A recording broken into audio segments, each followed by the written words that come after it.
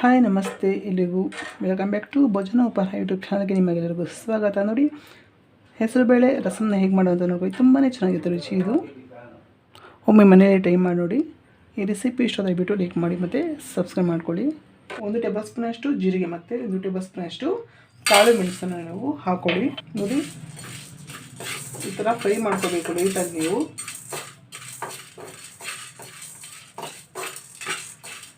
2 ರಿಂದ 3 ನಿಮಿಷಗಳ ಕಾಲ ನೀವು ಫ್ರೈ ಮಾಡಿಕೊಂಡ್ರೆ ಸಾಕು.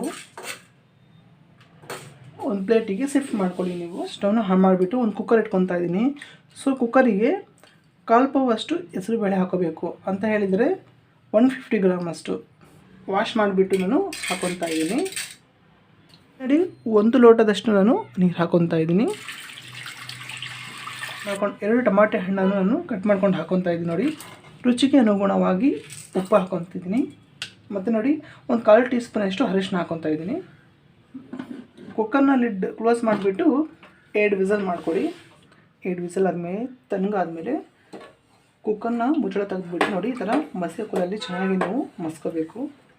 ಕುಟ್ಟಣಿಗೆಗೆ ನೀವು 4 ರಿಂದ 5 ಬೆಳ್ಳುಳ್ಳಿ ಮತ್ತು ಉರಿದಿರುವಂತಹ ಜೀರಿಗೆ ಮತ್ತು ಕಾಳುಮೆಣಸನ್ನು ಹಾಕ್ಕೊಳ್ಳಿ. ಹಾಕಿ ನೀವು ನೈಸಾಗಿ ಜಚ್ಕೋಬೇಕು. ಇದನ್ನ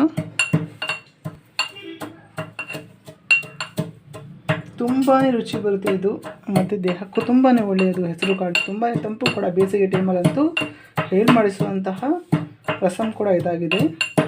ಸ್ವಲ್ಪ ತರಿಯಾಗಿ ರುಬ್ಕೊಳ್ಳಿ, ಏನು ಸಮಸ್ಯೆ ಇಲ್ಲ. ಸ್ಟವ್ನ ಆನ್ ಮಾಡಿಬಿಟ್ಟು ಮತ್ತೊಂದು ನಾನು ಬಾಣಲೆ ಇಟ್ಕೊತಾ ಇದ್ದೀನಿ.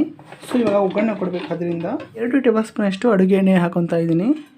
ಎಣ್ಣೆ ಲೈಟಾಗಿ ಬಿಸಿ ಆದಮೇಲೆ ಒಂದು 1/2 ಟೀ ಸ್ಪೂನಷ್ಟು ಸಾಸಿವೆ ಮತ್ತು ಕರಿಬೇವು ಹಾಕ್ಕೊತಾ ಇದ್ದೀನಿ.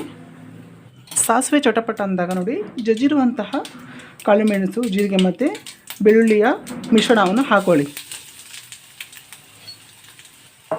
ನೋಡಿ, ಹಾಕಿ ಥರ ಲೈಟಾಗಿ ಬಾಡಿಸ್ಕೊಳ್ಳಿ. ನಾನು ಮಾಡುವಂತಹ ಪ್ರೊಸೀಜರಲ್ಲಿ ಮಾಡಿ ತುಂಬಾ ರುಚಿಯಾಗಿರುತ್ತೆ ಇದು. ಥರ ಲೈಟಾಗಿ ಬ್ರೌನ್ ಬಂದಾಗ ನೀವು ಬೇಳೆಯ ನೀರನ್ನು ಸೇರಿಸ್ಕೊಳ್ಳಿ. ಇದಕ್ಕೆ ಬೇಕು ಅಂತ ಹೇಳಿದರೆ ಸ್ವಲ್ಪ ನೀರನ್ನು ಸೇರಿಸ್ಕೋಬೋದು, ಬಟ್ ಇದು ಸ್ವಲ್ಪ ನೀರೇ ಇದೆ, ಸೊ ನೀರನ್ನು ಹಾಕ್ಕೊತಾ ಇಲ್ಲ. ಒಂದು 2 ನಿಮಿಷಗಳ ಕಾಲ ನೀವು ಬೇಯಿಸ್ಕೊಳ್ಳಿ. ಇದು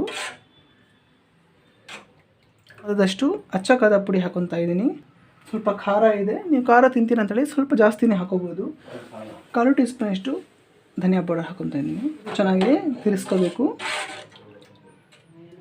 ನೋಡಿ, ಫೈನಲ್ ಈ ಕೊತ್ತಂಬರಿ ಸೊಪ್ಪನ್ನು ಈ ಥರ ಹಾಕೊಳ್ಳಿ. ಇದು ಚೆನ್ನಾಗಿ ಮಿಕ್ಸ್ ಮಾಡ್ಕೊಳ್ಳಿ.